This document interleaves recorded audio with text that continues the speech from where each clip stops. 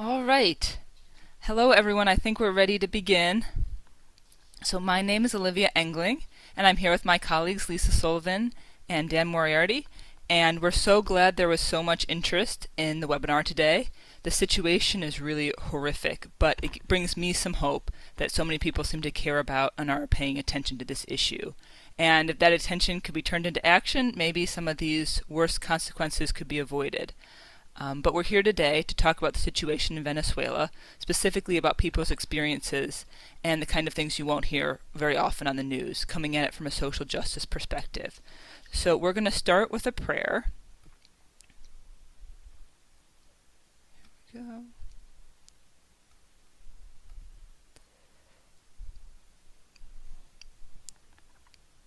Can you see that? And can you see that, Dan? Okay. God of mercy and peace, we come before you today with our hearts heavy for our brothers and sisters in Venezuela. Our hearts are with them in their hour of fear. Lord, hear our prayer and bring your peace. We pray for the families in Caracas and across Venezuela who are awakened by the sounds of explosion. Protect the children, the elderly, and the vulnerable from the physical and emotional scars of violence. Prince of Peace, guide us towards a nonviolent path. We pray, too, for peace in the United States, especially today in Minnesota, for the loved ones of Renee Nicole Good, and for all of the people, immigrants as well as people born in the United States, who have been impacted by ICE violence. We pray for our leaders and the leaders of all nations. Soften hearts that seek power through force and enlighten minds to see the path of dialogue. May they remember that every life is sacred and every act of war is a failure of peace. Holy Spirit, grant them the wisdom to be peacemakers. Loving God, grant us all the strength to be your hands and feet in the time of darkness. Amen. All right, so I'll introduce our panelists really quickly, and then we'll let them get started. So both are returned Maryknoll lay missioners who will provide a unique perspective to the situation. Lisa Sullivan, one of our senior policy officers, will go first. Lisa lived and worked in Venezuela for more than 30 years, and she came back to D.C. in 2022 and joined our staff at MOGC, and we're really lucky to have her. She's going to share a little bit about Venezuela, the history, and kind of the context of what's going on. And then Dan Moriarty, who's also a senior policy officer, will step in next and analyze the situation a bit, discuss the geopolitical implications more broadly, and end his talk on an advocacy note. Dan lived and worked in Bolivia for more than 15 years, working in prison ministry and directing the Maryknoll Immersion Program, and has been with MOGC since 2019. Then after that, there'll be some time for questions. You can put them in the chat both on Zoom and on YouTube, and I'll pass those questions along. So without further ado, I'll let you take it away, Lisa. Thank you, Olivia, and greetings to everybody this morning. I have to admit, tears came to my eyes just as I was watching the list of names fly by. We're at 503 people. I think we've maxed out, but seeing so many of your names up there is so many of my friends, so many of my Maryknoll comrades, and my family as well, and neighbors. So uh, just feeling that powerful presence of each of you. Um, Okay, I'll start talking, and if it works to get it up. There we go. We see we see part of it. We see two things. Um, the first screen, then the screen that's going to have it, but that's good enough. Um, you can go to the next screen, the next slide. Yeah, and if I speak, if you find a way maybe that we can just see what one photo, that'd be fantastic. When people think of Venezuela, when we read in the news, of course, what we think of is oil. Venezuela is indeed an extremely, the perhaps biggest oil resource on the globe. It's the largest proven oil reserves in the world. It has 308 billion barrels under its soil. It used to pump about 3.8 million barrels a day, but only recently 1.1 million. So that's what many people think of when we think of Venezuela. Next. But what I think of in terms of Venezuela is the people. I am who I am because of the people of Venezuela. I moved there when I was quite young. I was 25, was married, had my children there, raised my children. They are the extraordinary people they are, I think, due to Venezuela and who Venezuelans are. So both what I'm sharing and who I am is all about the people of Venezuela. And that is very different from the oil because That oil has rarely reached the people of Venezuela in their lives. And yet their incredible generosity and solidarity, optimism, is just really extraordinary. So that's what this talk will be grounded in. Next.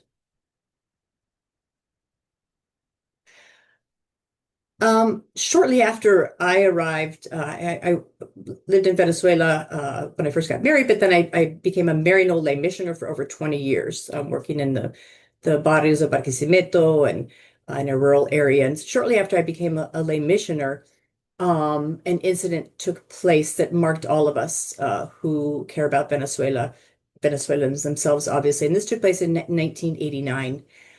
It was shortly after a president had been elected with the promise that he was going to use oil resources for the people, that he wasn't going to sell his soul to the World Bank and the IMF, and he turned around and did the opposite. And immediately prices went up, bus prices, food prices. And so there was just spontaneous reaction of the people, spontaneous looting, etc., which received an incredible response of repression on the part of this government. Over 3,000 people were killed in neighborhoods where we worked as Maryknoll. It was an extreme tragedy. We didn't even know what was happening fully. Newspapers came out the next day. The headlines were blanked out. It took a long time to stitch together what had happened, and Maryknoll was part of a group of other human rights activists who discovered the mass graves of over 3,000 people and spent months identifying the bodies. But this was an incident that really marked the following years and what would come next. Uh, a few years later, we were awakened by a coup d'etat, an attempted coup d'etat on February 4th, 1992, which lasted not very briefly. But immediately, the leader of this coup was put on television. Probably later on, the government regretted having done this because this was the first time the nation had seen Lieutenant Hugo Chavez, and he did three things that really marked history. He called for a cease of the violence. He accepted responsibility for what had happened, and he said that for now, por ahora, there will be nothing else. But those words, por ahora, for now, really struck people's hearts that perhaps something else might come in the midst of really times which were filled with deepening poverty and lack of resources, education, healthcare, etc. So he was swept off to jail in 1992 after appearing on TV. Next slide. But while in jail, I think one of his great realizations was that the way to Venezuelans' hearts was not through a coup, it was through elections. And Venezuela, in spite of having had its times of dictatorship, compared to the rest of Latin America, it was a relatively stable and democratic nation. And if anything, had been receiving people from the dictatorships all around us, neighbors, Argentina, Chile, were fleeing and were living in Venezuela. And so we're very aware of that kind of situation. And so Chavez decided to, when he got out of jail, to run democratically, and very much his ideology was that of Simon Bolivar, who had liberated five nations of Latin America. And so that idea of Latin America unity, of sovereignty, that dream of Bolivar, and his main idea was we need to rewrite our blueprint for a society. We need to rewrite our own constitution with our own words. And so that really appealed to people, and he won. This was 1998. Next. Yes. So shortly after this, a few years later, President Chavez had won. Some people were very much in favor, some people were against, but it led to a lot of division, a lot of unrest. And to fast forward few years after that, those divisions, those conflicts led to a huge march. Some people were killed, and that led to an overthrow of President Chavez for only 3 days. And at this point, so many people took the streets when Chavez was taken away that the military had to really reconsider what they'd done. But in the meantime, something really significant happened. The opposition, in the name of Pedro Carmona, he was the head of the Business Bureau, just declared himself president in the absence of Chavez. And so this really what it set the stage for, even though Chavez returned, was in people's minds, they thought of the Venezuelan opposition as a very undemocratic um, entity. And so at the same time, the US had recognized this president. And so what it did is set in people's minds, the US is against us. The US is against us electing Chavez. And this was as early as 2002. Um, but it also led to what I would call the pact, the really pact of Chavez with the people, which unfolded over the next, I guess, 12 years. And that pact was Chavez understanding that people brought him back. They may have gone to vote the first time, but the second time around, they had to take the streets. And so he realized something must be done to really change the lives of people. And so his concept was let's use the oil. Let's use the oil for the benefit of society. And so he began to start what was called the missions. The missions were social projects dedicated to many facets of people's lives. And he poured a lot of money, a lot of oil money. Maybe many people would say that's where the oil industry began to go downhill. Others would say, well, that's how he was allowed to do this. But pretty much people's basic needs were suddenly there was a response in a very different way. Healthcare was available. Every neighborhood suddenly had a health post. Education, every church building, every community center, it could be under a tree, wherever. Missions, education mission, immediately people were given resources to learn to read and write, to go to the university. And so all of a sudden it was a country where everybody was studying, everybody was hopeful. It was such a different reality. Housing, over 1 million houses were built. Um, People were given opportunity to have surgery on their eyes. I knew a young man from my neighborhood who had become blind. He was given his sight again. So literally, I remember speaking with a sister during this time, and she said, well, you know, we read in the Bible, if the blind will see and the poor will have food, etc. How can we not be happy with what's happening? And so I think was the response of so many people in society to see a sudden increase improvement in people's lives. And so indeed, Chavez was reelected. He was reelected 3 times in 2000, 2006, 2012 with wide popularity. Now, this was a time of high oil revenue. And so this was able to happen. And meanwhile, of course, what happened to the oil industry is another story. But there was a sense of this pact, the people with Chavez, people had not been heard or visualized, had a real sense of dignity. Meanwhile, because oil was at such a high level, poverty levels plummeted really. He came into power, poverty was about 50% and it plummeted to about 23% over those years. And so I think that just explains the incredible pact that Chavez had with the people.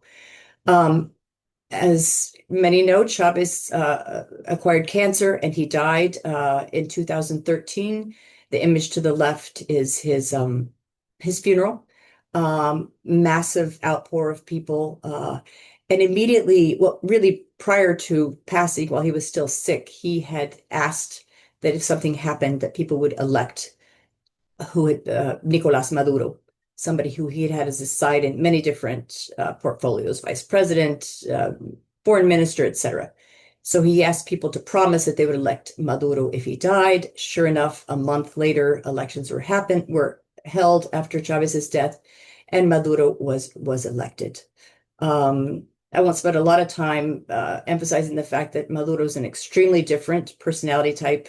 Chavez was electric, was charismatic, was able to pivot, was able to invent, was able to connect to people, and he had the tremendous support of the military, something which Maduro did not. Maduro went on to be reelected 5 years later. Of course, that was helped by the fact that the opposition, for the most part, boycotted the elections. Going forward, a lot of things were taken. The opposition felt like their space was completely taken away. The Supreme Court added members to the Supreme Court, which allowed them to dissolve Congress, which at this point they dominated the numbers in Congress. So the opposition was kind of left with the sense of what can we do? The doors are closed to us for elections, although they had also boycotted elections at points, but they were closed out of the Congress. And so a lot of the angst, the frustration, the growing authoritarianism in Venezuela, the now growing poverty again, uh, the outlet was what was called guarimbas, which were violent protests. And these took place in 2017, and the government responded with tremendous repression. Another outlet that they tried was having the head of the Congress declare himself president, Juan Guaido. It worked for a while. A few countries recognized him, but he just kind of disappeared, and the government, Maduro's government, remained intact. This slide is extremely important. It refers to the sanctions that took place in Venezuela that were put on Venezuela in 2017, 2019, um, under President Trump's first administration. These were economy-wide sanctions, totally sanctioning Venezuela's oil industry. Oil is the source, over 90% of Venezuela's income. And so by sanctioning Venezuela's oil, it was like putting a boot on the throat of the Venezuelan people. This led to the largest peace economic collapse in history, equivalent to the loss of funds into Venezuela is equivalent of going through three Great Depressions. And so this cannot be overstated. That really is the source of the migration that we have lived a little piece of it here in the United States. Venezuela mass migration began. Prior to that, Venezuela was a destination for migrants. Venezuela received migrants throughout. Europe received migrants throughout Latin America with open arms. It was a place where my children grew up with people from many, many different countries who integrated incredibly well. But now all that changed. Venezuelans had no choice but to start to migrate with that lack of funds, unable to import food. So over 7.9 million Venezuelans have left the country. That's 20% of all Venezuelans. Imagine, I think that's, I don't know how many that would be in the United States. I think like 60 million had just up and left the country. 85% of these migrants have gone to Latin America, and only 9% have come to the United States, mostly in the past few years. At first, they received what's called temporary protected status, but that has been taken away from them. They no longer have that. And after the incidents we know have happened in recent days, Secretary Christine Nome was asked if anything would change. And she said, no, they can go back to a home in a country that they love. Nothing's changed. They don't get their TPS back. During this time of incredible contraction of Venezuela economy, people were hungry. We call these the hunger years. There was an average weight loss of 20 pounds. I'm one of them over there. I don't know if I lost 20 pounds, but it was the thinnest I'd ever been. We were all hungry. There was no food. There were huge food lines. And so it occurred to me to take my farm and say, let's try to farm every inch of food that we can with the community. And so for several years, I worked with these beautiful children of my community in Palo Verde, and we produced food. It was really, really a beautiful experience. But that just speaks to how difficult what sanctions did to the people of Venezuela. Fast forward a few years, and Venezuela was kind of forgotten. People were fleeing, and elections came up. The electoral time came about again. This time, the opposition decided to participate, and for some reason, they all kind of gravitated around one person, who was Maria Corina Machado. She had been an opposition figure for years, and perhaps because she stuck to it, she always had the same opposition to Chavez. She never wavered. And she stayed in Venezuela, whereas many other opposition leaders fled. And so her popularity grew and grew with pretty much her theme was, let's bring people back. Let's bring migrants back. And that's what people wanted. They wanted their families back. And that's what they saw in hope in her. She was not allowed to run. I won't go into details. She tried to name another woman. She was not allowed to run. And finally, they landed on this man named Edmundo Gonzalez, who they allowed to run at the last minute. Elections were held. There was huge participation. And by pretty much every measure of anyone who was monitoring and paying attention, Edmundo Gonzalez won a huge margin of victory. It was clear to us. We were in contact with many people throughout those days. However, the next day, Maduro declared himself president with 51% victory. Results were never shown. And so immediately there was anger. People took the streets, people protested, especially in the poor barrios, and repression took place. The result was 23 civilians dead, and 2,200 were jailed, many of whom are still in jail after following the elections. So that left Venezuela with what we had right before these attacks from the United States. Venezuela kind of became forgotten. The image here is of to the right, Edmundo Gonzalez saying goodbye. He left for Spain. Maria Corina Machado went into hiding, and what was left was Venezuelan families with most of their young people out of the country, trying to send funds for food. But for the rest of the world, it was pretty forgotten, except people were focusing on uh, anger towards Venezuelan migrants for some reason, just totally targeting them here, especially in the United States. But there were not sights on what was happening in the country or really why people came here to begin with. Um, and as we know recently, attention was drawn again to Venezuela when it was announced that the Trump administration would start Operation Southern Spear. Over 12 U.S. naval ships were sent to nearby Venezuelan waters, 12,000 troops. And we all saw what unfolded with the attacks on small boats. I'm not going to go into those details. I think that would take up a lot more time, but that's kind of how the drumbeat started to say the mantra coming from the Trump administration was suddenly we need to respond to the flow of drugs, and the source is Venezuela. Venezuela is killing our citizens, even though no fentanyl comes from Venezuela, which is pretty much acknowledged by any serious source. Venezuela is sometimes a port for cocaine. Most of that cocaine goes to Europe, but the excuse of fentanyl made no sense. Meanwhile, of course, Trump was saying our desire is not regime change, it's all about fentanyl. Well, I was awoken on Saturday morning. My children called me and to say that Venezuela was being bombed. Sorry, this is what I was afraid of. So immediately I thought, bombs are falling on everybody, of course. It was quite a startling moment to wake up at and know that was happening. And soon we saw these images of Maduro being swept away. About an hour or so later.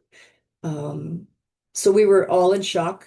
But one thing that my neighbors noted, now the neighborhood that I lived in Venezuela, where I raised my children, is right next to the Air Force Base. And my neighbor told me, Lisa, we we knew about the bombing. We got notice. We were told to take our children, evacuate because we're near the Air Force Base, but not a single plane moved. Nothing moved at the Air Force Base in this hour and a half. And so they began to be wondering, how did this, there was a lot of talk about this amazing Delta force that swept in and took Maduro away, and how long they practiced and how perfect it was and how few injuries there were, and yet there was apparently no response of the Venezuelan military. So this is Delcy Rodriguez here at the left. I have met her many times on her rise to power. She briefly worked with President Chavez. He actually fired her after a few months, and then she began to come up the ranks once Maduro became president. She held many positions. She's been foreign minister. She's been oil minister. She's been external finance minister. She's now vice president. And so when Maduro disappeared, she first went on the airwaves saying this is terrible. Her attitude was defiant. This is horrific. A few hours later, her tone changed. It was kind of conciliatory. She's like, well, maybe we need to, have dialogue. And then by the third day, she was being sworn in. And her tone towards the United States was totally pragmatic. We need to, and she was actually posting in English at this point. So Delcy Rodriguez was sworn in as interim president by her brother. Her brother happens to be the head of the National Assembly, and that is Maduro's son there, who's also observing. The reason she wasn't sworn in as president is because she would have to, by constitution, call elections within 3 months. But as interim president, I mean, within 1 month. But as interim president, she can continue as long as Maduro's gone. Of course, the shock was, where is the opposition leader, Maria Corina Machado, who had recently won the Nobel Peace Prize?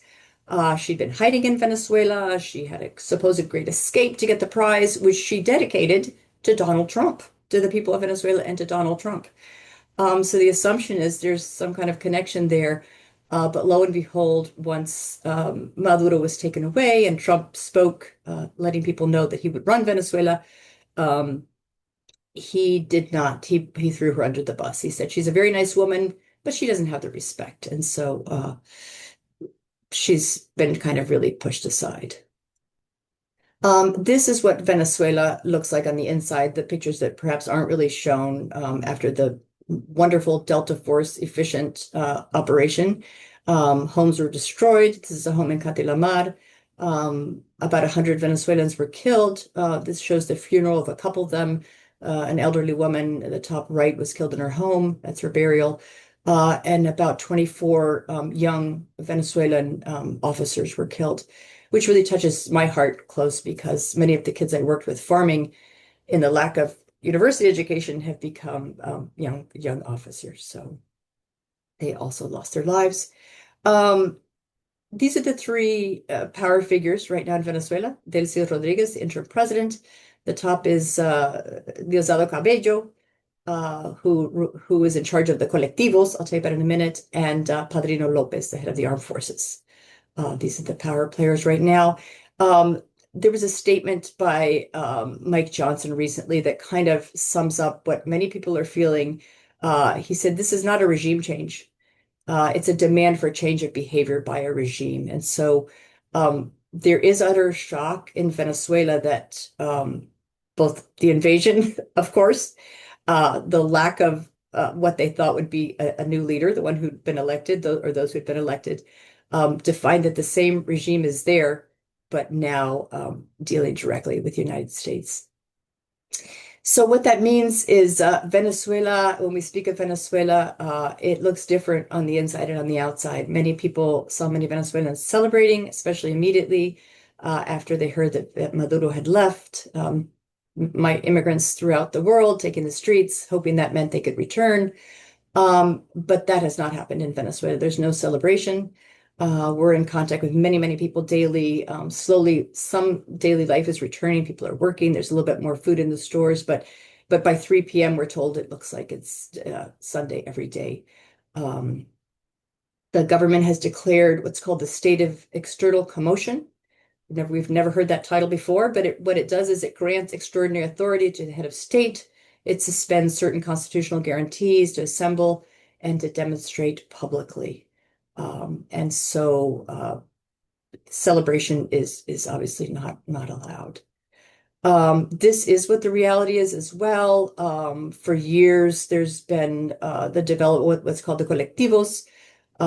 There are probably really wonderful colectivos who have helped to promote the missions, who have helped to educate, have helped to promote healthcare.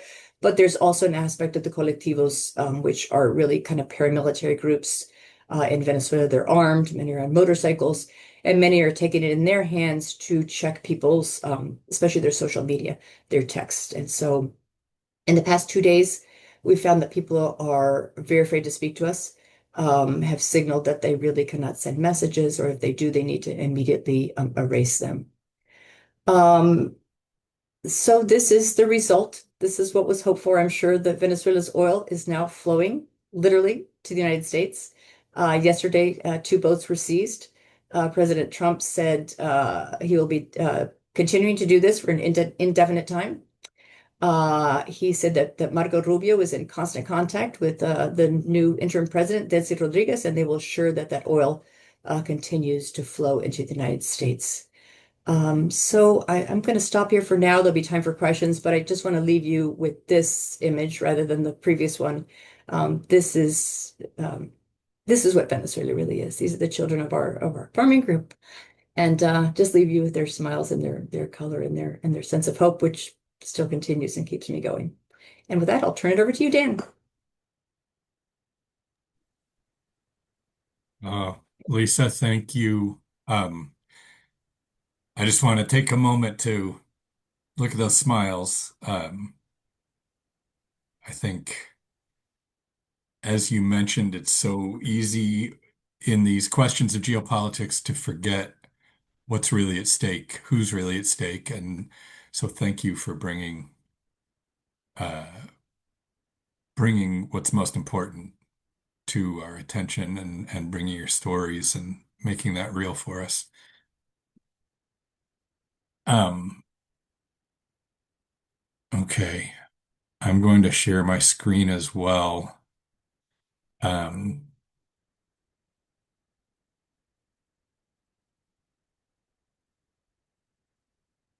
Here we go. So again, thank you, Lisa. And I think what I'm going to be presenting here is a little bit of wider context to that central message, which is concern for the well-being of the people in Venezuela. And this starts with recognizing there is so much confusing rhetoric happening right now about kind of what's happened in Venezuela, what's happening, what the future holds, what is the government there doing, and who are they, and what are the intentions of the U.S. government.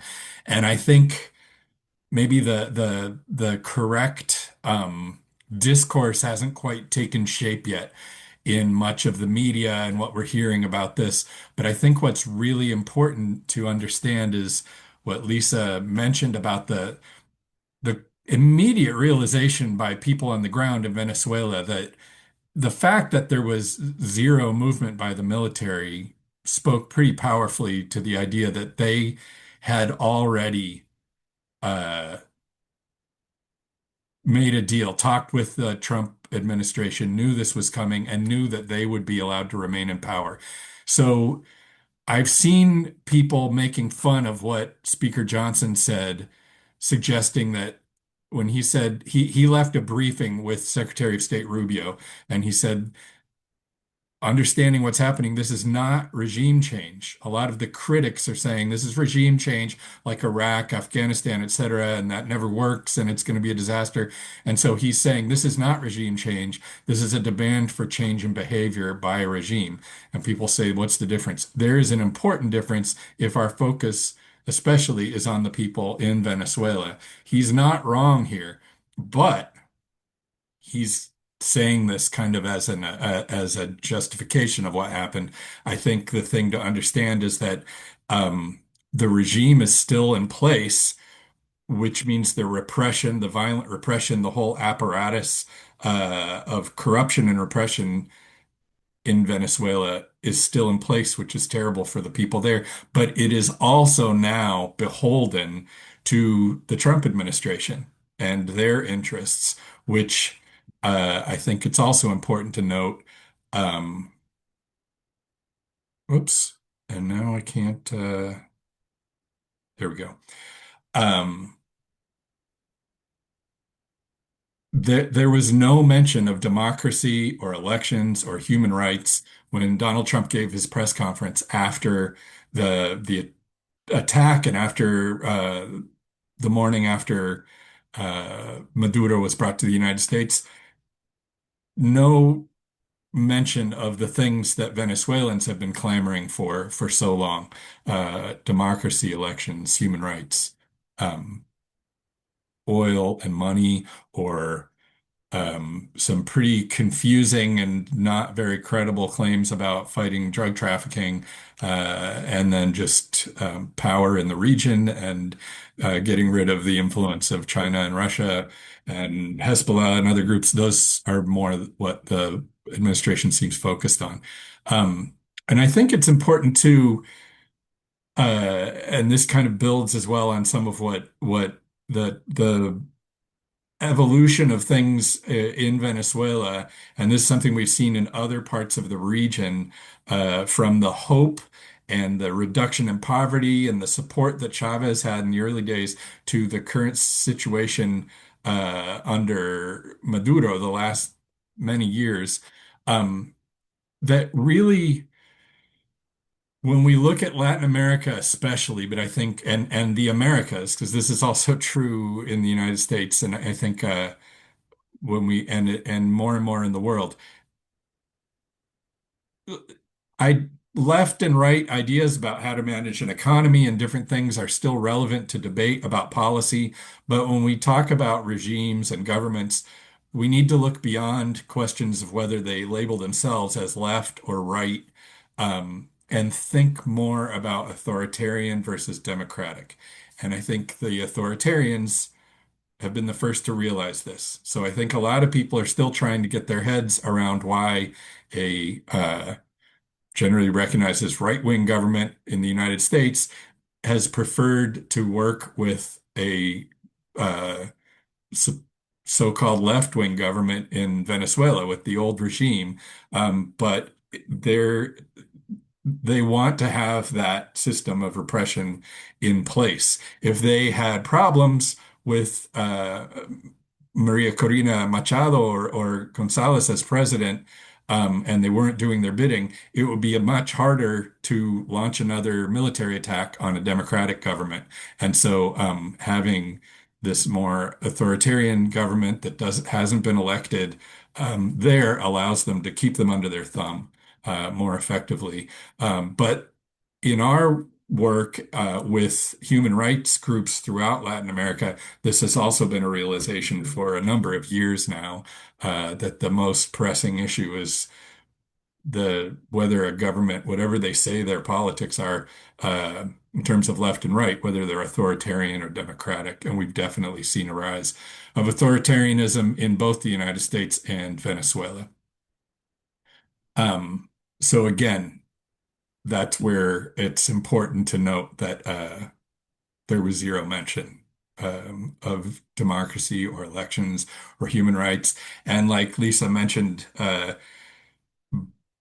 Trump said that Delcy Rodriguez had been sworn in, but she was sworn in as acting president, not as a constitutional successor to Maduro, and that allows them to put off elections under their constitution. And we need to also see this in the wider context of this new policy by the United States. Well, it's new.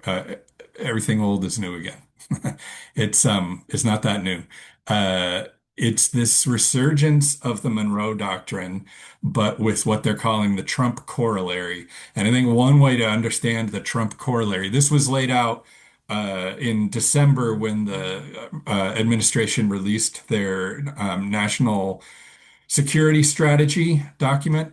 And one way to understand, I think, in the light of this attack and the rhetoric that's come out of the administration since this week, is that this Trump corollary basically takes the Monroe Doctrine, which says that we have to be dominant and kind of the powerful uh, superpower in the Western Hemisphere across the Americas and the Caribbean, and melds it with the Bush Doctrine, which is one of unilateral military interventionism and even preventative attacks where we make war on other countries who do not pose an imminent threat or have not attacked the United States. Um, and so that's important for us, especially here in the United States, to recognize. And I think this is where a lot of the debate that we see, Lisa mentioned that, especially outside of Venezuela, not inside, we don't see these celebrations, but outside of Venezuela, we have seen so many people celebrating, especially in the immediate aftermath of this attack. Um, And people say, if you care about Venezuelans, they're celebrating. So why are you complaining? Why are you against this action? First of all, that's not in Venezuela, but also I think it's helpful to think about this in some ways as a trauma response. This is a celebration of seeing the face of so much pain. These are people who've had to flee their homeland, who have longed for a return and worried about their family and friends in the country and seen an election stolen there that gave them so much hope, um, before it was dashed in 2024. And so seeing the face of all of that, Maduro taken away, was something to celebrate. But that doesn't mean that, as we heard from Lisa, that this is something all of us need to celebrate. And I think solidarity with Venezuelans doesn't mean accepting this just because some people were celebrating it. It's understandable why people were celebrating it. But I think, and another piece of that, to be perfectly frank, is that for a long time been frustration with progressive people or anti-imperialist people in the United States who are so focused exclusively on any interventionism by the United States that they have refused to look at some of the abuses that have been carried out by governments like the Maduro government in Venezuela. And so people have felt ignored, that their own suffering, their own situation, and the reality on the ground of this authoritarian rise in Venezuela has been ignored by those who criticize U.S. interventionism. And so we need to have a kind of position that takes both of those things into account, but not let go of the concerns about what the U.S. is doing here. And I think so. Our job is to center Venezuelans when we talk about Venezuela, but also from in the United States where we are today. Some of you listening are around the region, but for us in the United States, we need to ask what is our responsibility to the people of Venezuela, to Venezuelan migrants, but also to the United States. The violation of law, the lack of consultation with Congress, and I'll get more to that because there's breaking news on that.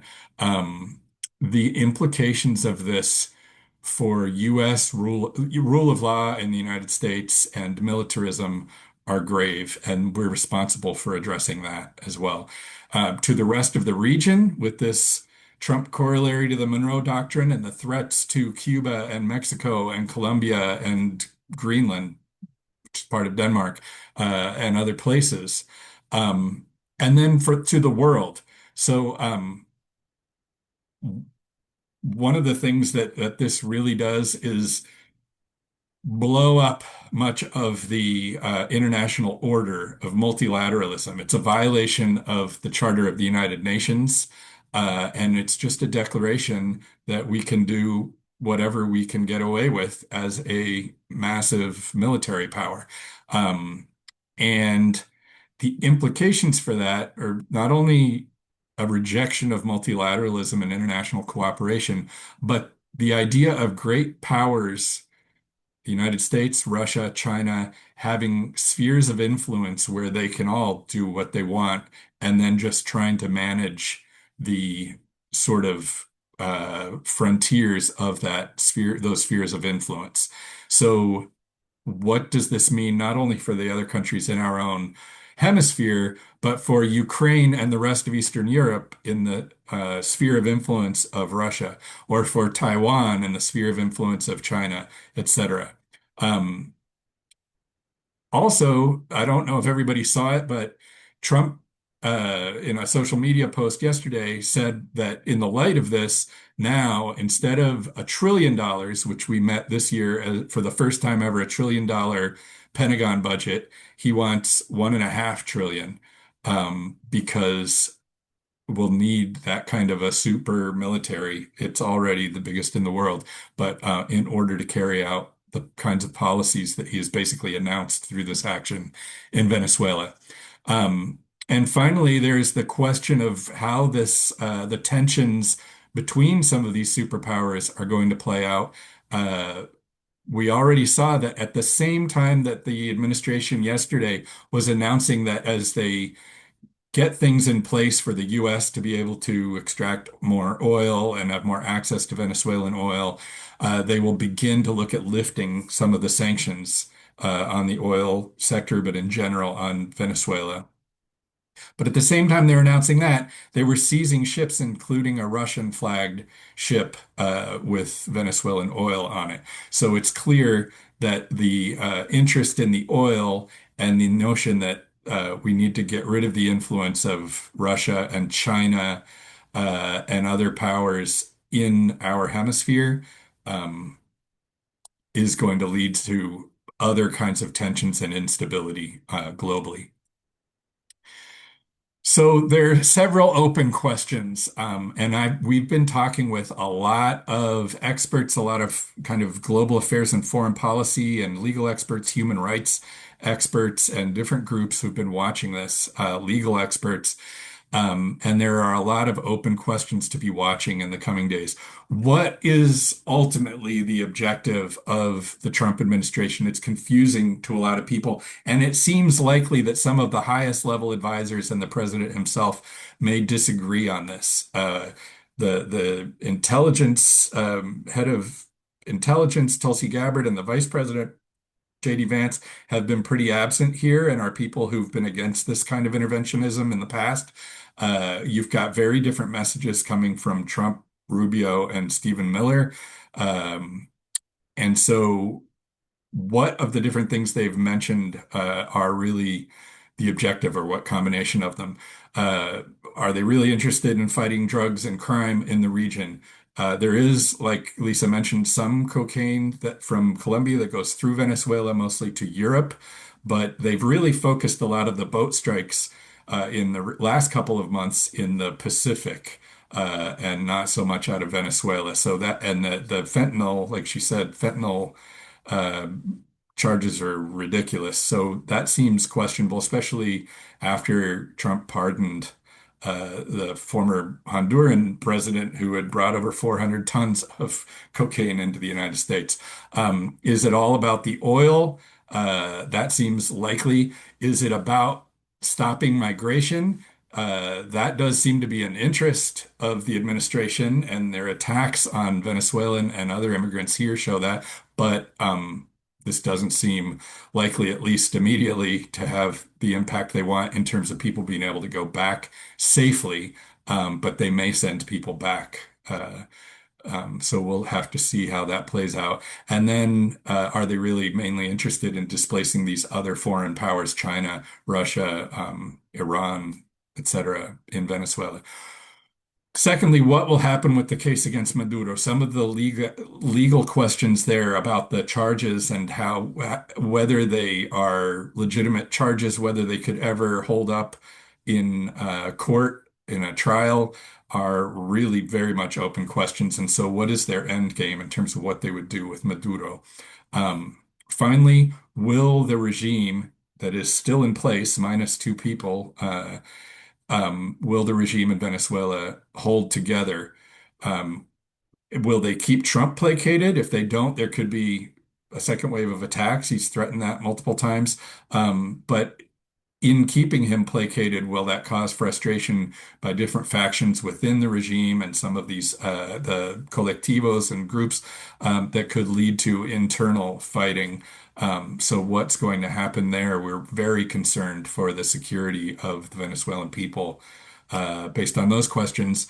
And if we don't want this, the other open question is, what is the road forward that we would propose for Venezuela? Clearly, we would like to see uh, elections held and democracy and human rights be centered, and also humanitarian aid while they try to shore up the economy there, access to humanitarian aid and the depoliticization of that.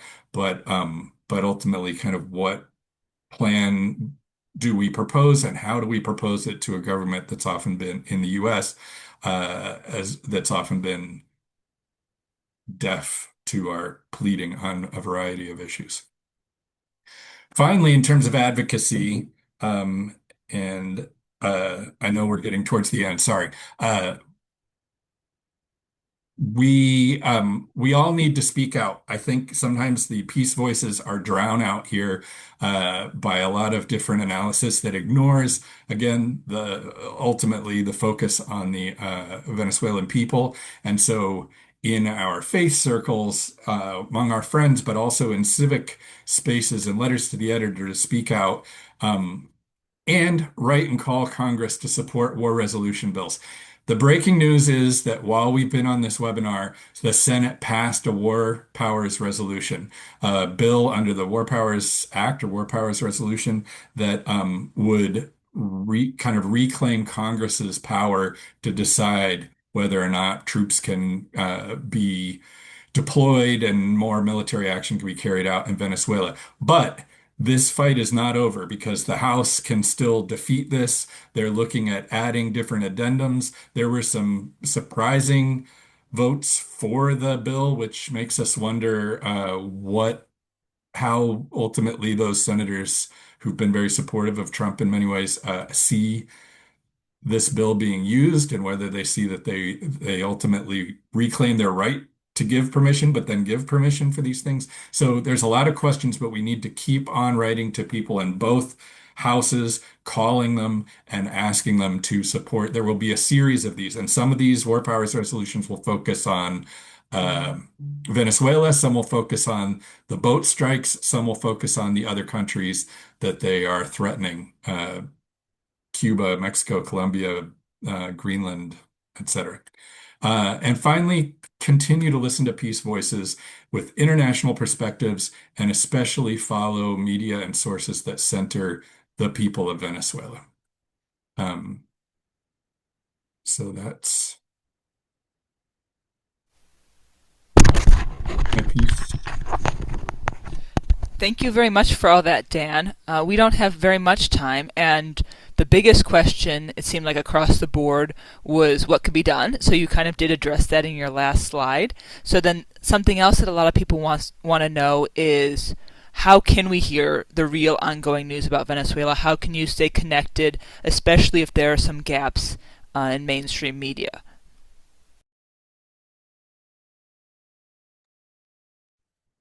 Yeah, I'll speak a little bit. I just want to celebrate what Dan just told us as we were speaking. This War Powers resolution passed. That is quite extraordinary. I have to say that really gives me hope. I know it's not perfect, but it's a huge step. And just to thank everybody again for being here. I think what's most important again is to to find any opportunity, excuse me, to hear people's voices in Venezuela. And I know it's not easy, so I can't right now direct people to say go to this or that source. We will be continuing to share a lot ourselves as Maryknoll, so count on that. Um, I think, especially in the United States, where Venezuelans, what they have felt is they've been treated uh, even my very close experience, friends and family are the recipients of the hatred that Trump has really created towards Venezuelans in this country. Have felt really like animals. There's not a week that goes by where my husband isn't told to go back to where he came from, and we're all struggling, with issues of immigration, et cetera. Um, the Venezuelans sent to the prison in the inhuman prison in El Salvador, and yet the focus was on one Salvadoran who went, but the other 400 Venezuelans were kind of forgotten. So we forget why. We forget it's the multiple factors, but one of them, of course, was the issue of sanctions. And so what I'm grateful for is that we do listen to voices. We do listen to people in Venezuela. We do recognize kind of why there's had to be migration. This hasn't been a lark.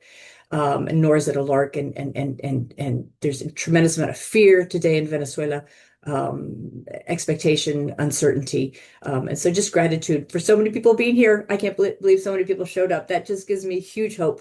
And love to all of you, so many who are on the call who I know love Venezuela as much as I do and have done so much for the Venezuelan people.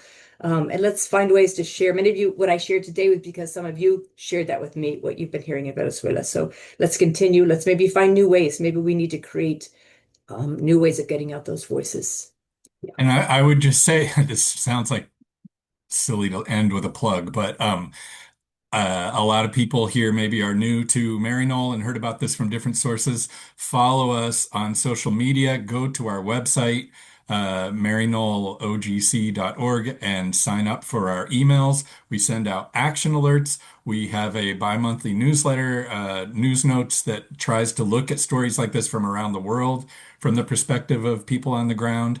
So that is one source for a lot of good information, and we're so glad that you've joined us. Yeah, and to end, we're at time, so I just want to let everyone know. People were asking. This will be shared. Everyone who registered will get an email with this webinar and some resources, and you're free to share that with your circles. And we really appreciate you all being here today. Thank you, Lisa. Thank you Thank you, both. Dan. Thanks, Thank you, Olivia. Olivia. Thank you. Bye, Take everybody. care. You too, Bye. everyone.